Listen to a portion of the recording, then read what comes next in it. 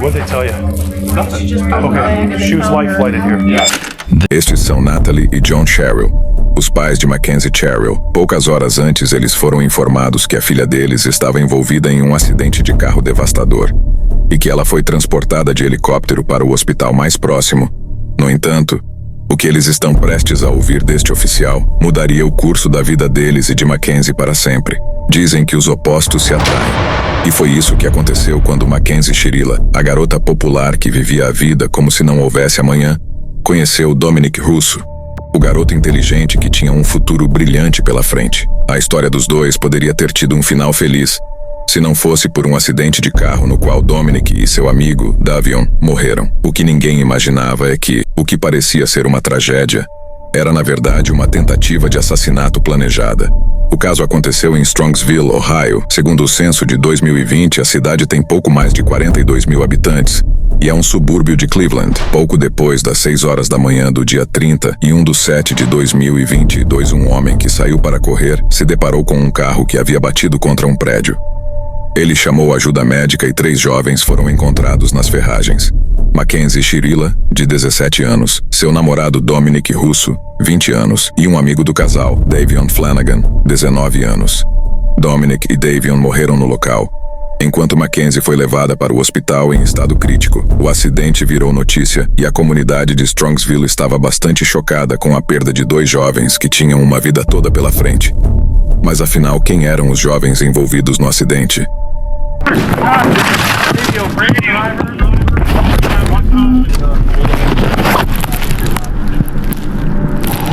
Shit, man. Hey! This is bad, guys. She's alive. We gotta get her out. Here, reach. Alright. Reach up and unlock this door. Let me see your knife. Let's cut this thing out.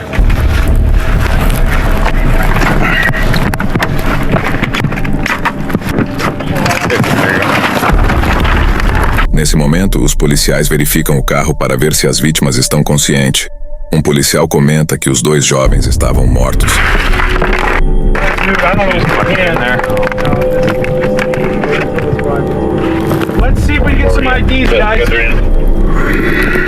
Mackenzie Shirilla nasceu no dia 2 de agosto de 2004 e era filha do casal John e Natalie Shirilla. Seu pai era designer gráfico e sua mãe era dona de casa. E eles levavam uma vida confortável em Strongsville. Mackenzie foi descrita como uma garota popular, com muitos amigos e que gostava muito de frequentar festas e usar as redes sociais. Entretanto, colegas de escola diziam que ela era uma pessoa egoísta e nada responsável, que só se importava com ela mesma. Quando ela entrou no ensino médio, Mackenzie passou a consumir bebida alcoólica e usar drogas. Praticava bullying com colegas e cometia atos de vandalismo. Ela inclusive já tinha ficha juvenil na polícia por conta desses delitos. Mesmo tendo diversos comportamentos problemáticos, os pais de Mackenzie nunca a repreendiam e sempre deram tudo o que ela queria, incluindo dinheiro, eletrônicos e um carro. Dominic Russo nasceu no dia 24 de setembro de 2001. Ele era filho de Cristina e Frank Russo e tinha 6 irmãos. Ele foi descrito como sendo um rapaz muito tranquilo, generoso, que praticava esportes, tirava boas notas e sonhava em trabalhar com música. Após o ensino médio, ele entrou na universidade para estudar produção musical e abriu uma pequena empresa do ramo.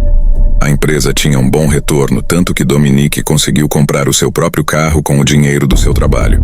Davion Flanagan nasceu no dia 11 de março de 2003 e, diferente das outras vítimas, já tinha passado por sérias dificuldades na infância. Seus pais biológicos eram viciados em drogas e ele e suas 2 irmãs viviam em péssimas condições. Quando Davion tinha 6 anos, ele e as irmãs foram adotados pelo casal Scott e Jamie Flanagan, e a vida deles mudou completamente. Davon pergunta se ele poderia pegar uma carona para casa, mas Mackenzie insistiu que eles estavam com pressa e não podiam. No entanto, Dominic disse a Mackenzie para relaxar e deixar Davon entrar no banco de trás do carro, uma decisão que selaria para sempre o destino deles.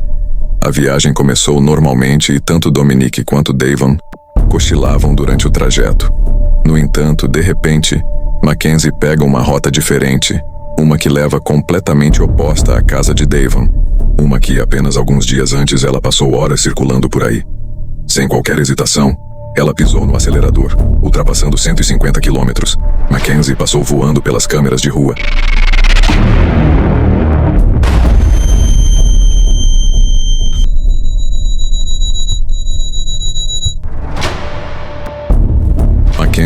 milagrosamente sobrevive ao acidente, mal respirando, mas ainda viva. Os outros morreram instantaneamente. O acidente permaneceu desconhecido por 45 minutos até que um homem que estava passando ao local avistou os destroços e chamou a polícia de Strongsville, que rapidamente chegou ao local.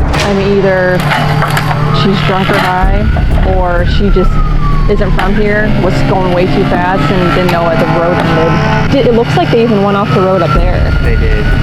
But if you're hitting the building that hard, I just can't believe all the people that work up here, that are up here all night long, no one heard.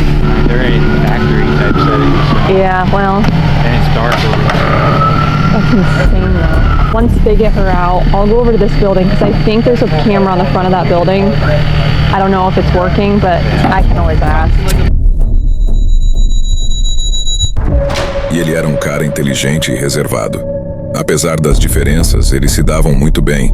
Inclusive, os pais da Mackenzie gostavam muito do Dominic por terem notado que a filha tinha ficado mais calma após iniciar o relacionamento. Entretanto, a personalidade dela começou a dificultar as coisas. Os dois brigavam muito, terminavam e voltavam várias vezes. A família do Dominic foi começando a notar que Mackenzie era uma figura dominante na relação e que praticamente mandava no Dominic. E ele, como uma pessoa que não gostava de discussão, geralmente aceitava e fazia o que ela queria. Mackenzie chegou a morar por algum tempo na casa dos Russo, e esses comportamentos aconteciam diante dos outros membros da família. A mãe do Dominic, Christine, presenciou diversas brigas entre os dois, inclusive com ameaças da parte da Mackenzie. Posteriormente, ela passou a fazer escândalos quando eles brigavam, mesmo que em público, chegando a agredi-lo fisicamente com tapas e empurrões. Mackenzie é levada ao hospital de helicóptero o mais rápido possível para salvar sua vida, enquanto os policiais falam com os pais das vítimas falecidas. Try to take a seat. So, You know what time it happened at? no, we don't. Right now, what we do know 100% is somebody called it in, somebody passing by at around 6:15, 6:30. Called in, what, the car was just smashed somewhere? Yeah, so what it appears that happened is they were going westbound on Progress from Pearl Road. They went... Right here in Strongsville? Yeah, in Strongsville. That business that's right on Alameda, right where Progress ends, that's dead ends right there. They hit that building. They hit the sign out front and then they hit the building. Would they fall asleep at the wheel or something? Don't know. We don't know that. We don't know that. So 2 kids are dead, my son's dead, another kid's dead, and Go the ahead. girl's in the hospital? She's in surgery right now. Oh my God, huh, Chris? I mean, another family member or a friend or anybody that you might want us to call on your behalf? No, this is a nightmare. Is somebody called in at 6:30 in the morning? Between 6:15, 6:15, 6:30, yeah. When came upon it, passing it by. Yeah.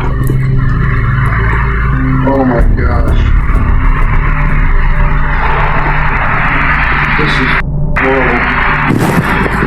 She was in her car? It was in Mackenzie's car, yeah. Yeah. Oh my gosh. Is she gonna make it or you guys don't know? Right now we don't know. She's in surgery right now, so we don't know. So. Os policiais que atenderam o chamado perceberam que só Mackenzie estava de cinto de segurança. Isso despertou uma suspeita. Viram que isso que salvou sua vida. Mackenzie passou por algumas cirurgias e estava consciente, conversou com alguns policiais e deu sua versão do ocorrido. Mas bem abalada, o detetive não quis força. Depois de alguns tempo, Mackenzie voltou para sua vida normal, pensando que iria ser só um acidente. O veículo da Mackenzie era um Toyota Camry e tinha um dispositivo parecido com uma caixa preta de um avião, que guardava todos os movimentos que o carro fazia. Através da perícia, foi constatado que, no momento do acidente, ela estava dirigindo a mais de 160 quilômetros, que o pedal do acelerador estava totalmente pressionado para baixo, e o pedal do freio ou o freio de mão não foram acionados nenhuma vez. Talvez o registro mais importante tenha sido o de que o carro foi virado para a direita perto do acidente, ou seja, por algum motivo o carro foi jogado contra o prédio. As autoridades também buscaram evidências quanto à localização do celular da Mackenzie e descobriram que, 3 dias antes do acidente, ela foi até o local e ficou na região por bastante tempo. uma região que nem ao menos ficava próximo da sua casa. A polícia também recebeu fotos, prints e testemunhos de pessoas próximas de que, algum tempo após o acidente, ela estava tendo atitudes inadequadas para alguém que tinha acabades pessoas. Ainda no hospital, ela e sua mãe estavam conversando com uma agência de Los Angeles para Mackenzie iniciar um curso de modelo. Após sair do hospital, ela também voltou a dirigir, frequentar festas e consumir bebidas alcoólicas. Uma das fotos que a polícia recebeu era de Mackenzie em um show menos de 3 meses após sair do hospital, ainda de cadeira de rodas. Outra foto que chamou a atenção foi da sua fantasia de Halloween. Ela foi a uma festa fantasiada de Sizzurp ou Purple Drink, uma bebida que mistura refrigerante, álcool e xarope para tosse. No dia 4 de novembro de 2022, Mackenzie foi presa sob 18 acusações diferentes, incluindo homicídio agravado, agressão, conduta perigosa e posse de drogas, já que foram encontrados cogumelos alucinógenos dentro do carro. Além disso, ela também foi acusada de vandalismo e invasão de propriedade por ter invadido uma igreja, embora os detalhes desse outro crime não tenham sido divulgados. Foi estipulada uma fiança e ela foi mantida sob custódia em uma instituição juvenil. O de perder o namorado e o amigo, demonstrando uma clara falta de remorso ter matado 2 pessoas. Ela já era de maior e foi decidido que ela seria julgada como adulta. Foi proposto um acordo, mas ela garantiu que era inocente e não aceitou. O julgamento em si começou em agosto de 2023 e não houve júri. Segundo a tese da promotoria, Mackenzie, com medo de ser abandonada definitivamente pelo Dominic, arquitetou um plano para matar o namorado, fazendo com que tudo parecesse um acidente grave. Ela escolheu um local antecipadamente e foi até lá se familiarizar 3 dias antes, o que indicava premeditação. Nesse cenário, ela poderia também ter tentado se matar, mas acabou sobrevivendo. O fato dela continuar frequentando festas após o acidente também mostravam falta de remorso pelo que ela tinha feito. A juíza declarou que o vídeo do acidente seria a maior prova de que Mackenzie conscientemente acelerou o carro a fim de matar os ocupantes. Inclusive chamou a direção dela de inferno sobre rodas e considerou ela culpada de homicídio. Ela falou tanto sobre a Mackenzie e sobre como ela não era culpada que a própria juíza disse: "Eu estou aqui ouvindo muito sobre a sua filha e não sobre as 2 vítimas." E lembrou ela de que aquele momento era destinado a uma declaração de impacto sobre as vítimas e não uma apelação da condenação. Por fim, a própria Mackenzie pediu desculpas, disse que amava o seu namorado e seu amigo e agradecia o suporte que sua família tinha lhe dado. No fim, a juíza condenou Mackenzie Shirilla à prisão perpétua, com possibilidade de condicional em 15 anos. Ela foi levada para fora do tribunal, sob gritos dos seus pais, dizendo: "Você é inocente." Apesar das redes sociais de Mackenzie terem sido deletadas, muitas coisas foram printadas e expostas, principalmente pelas pessoas que conheciam as vítimas. Chamou a atenção que a mãe, Natalie, curtia e comentava tudo o que ela postava, inclusive consumindo álcool e drogas. Após o julgamento, o pai de Dominic, Frank, disse que não gostaria de ver Mackenzie passar a vida toda atrás das grades. Uma coisa triste aconteceu ainda antes do julgamento. A lápide do Dominic, que estava servindo como uma espécie de memorial, onde as pessoas colocavam flores, cartas e outros objetos, acabou pegando fogo. Não se sabe exatamente o que aconteceu, mas a teoria mais aceita é que foi um acidente com alguma das velas que foram deixadas no local. A irmã de Dominic criou um GoFundMe para juntar dinheiro e restaurar o local,